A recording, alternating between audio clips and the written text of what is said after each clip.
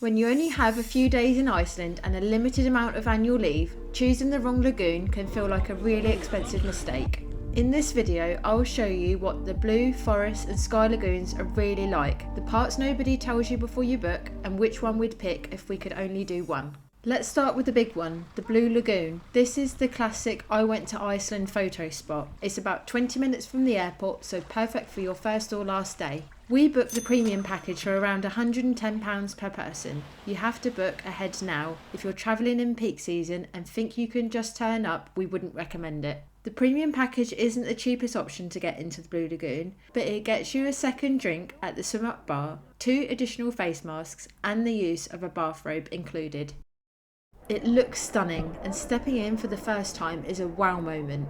But it is busy. If you're imagining a quiet romantic soak, this feels more like a spa theme park.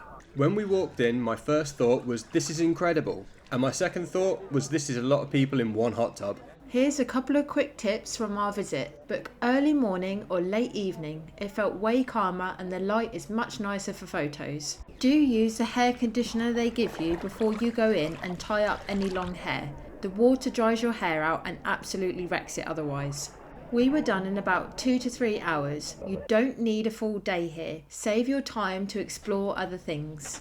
Up in North Iceland near Akureyri, we made a quick stop at the Forest Lagoon. We didn't film much as it is a much more local experience. It's surrounded by trees with views down to the town. The vibe is completely different, more relaxed and a lot less Instagram famous. Price wise, it was around £40 per person, so cheaper than the Blue and Sky Lagoon, but beware, towels come at an extra cost. As well as the lagoon, they have a Finnish sauna, plunge pool and swim up bar. Quick tip, I'd only do the Forest Lagoon if you're already heading north. I wouldn't burn a whole day driving from Reykjavik just for this, as it's a much smaller lagoon. Back near Reykjavik, we tried the Sky Lagoon, and this honestly felt like the Blue Lagoon's more grown-up, spa-like sibling. This lagoon is much closer to downtown Reykjavik with only a 15-minute journey, unlike the Blue Lagoon, which is just under an hour's drive. The infinity edge over the Atlantic is ridiculous. It immediately felt calmer and more curated. Unlike the Blue Lagoon, children under 12 are not permitted, so it does feel more adults only. The highlight here is the unique 7-step ritual. Inspired by Icelandic traditions, here's how it works.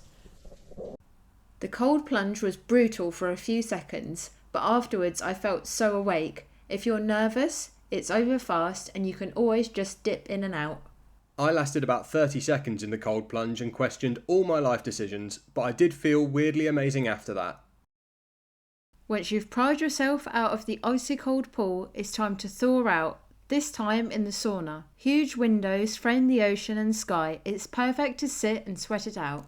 Once you've relaxed in the sauna, it's time to go through the refreshing cold mist to close your pores before moving on to the next step.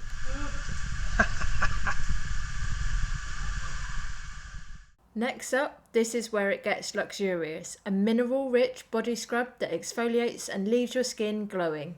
A nourishing blend of plant oils, including sesame and almond, leaves you feeling super silky soft. But the body scrub was just prep. Now it's time to get in that steam room, letting all those minerals sink in while the warmth opens up your pores. Once you've hit your limit in the steam room, a quick rinse off in the shower before heading back to the lagoon.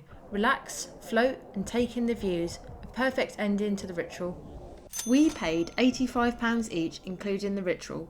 It's not cheap, but this felt like a full experience, not just sit in hot water, having a drink. Here's a couple of quick tips for the Sky Lagoon. Book a sunset slot if you can. You get daylight, golden hour and maybe city lights all in one visit. The changing rooms at the Sky Lagoon are a little more communal than the ones at the Blue Lagoon. If you are a little body conscious, there is the option of the Sur package that includes private changing also. Give yourself at least 2.5 to 3 hours so you're not rushing the ritual, as you only get one go at it. And it's well worth the time to relax. The spas are set up to make your visit as easy and relaxing as possible. Towels are available so you don't need to pack one, and the changing rooms have all the usual amenities: shampoo, shower gel, conditioner and hair dryers. Everything runs on an RFID wristband, so you don't need to carry cash or cards around the lagoons. You just scan your band for drinks or extras and pay at the end. So if you're working a 9 to 5 and trying to squeeze the most out of a short Iceland trip, here's how we'd decide. If you want the classic I did Iceland photo and convenience from the airport, go with the Blue Lagoon. If you want the best overall spa experience and you're travelling as a couple or adults, we'd book the Sky Lagoon again in a heartbeat. And if you're doing the ring road and want something calmer and more local feeling, add the Forest Lagoon as an evening stop. If I could only do one again, I'd pick the Sky Lagoon. I loved how the Blue Lagoon looked, but the Sky Lagoon actually felt like much more of an experience. So remember, if you want the photo, go blue. If you want the experience, go sky. If you want the chill, go forest. If you're planning Iceland around limited annual leave, we've got all that you need in our full Iceland playlist, including the highlights and what we'd skip next time. Hit subscribe if you want honest, time-poor friendly travel guides, and tell us in the comments which lagoon you'd pick or which one you preferred.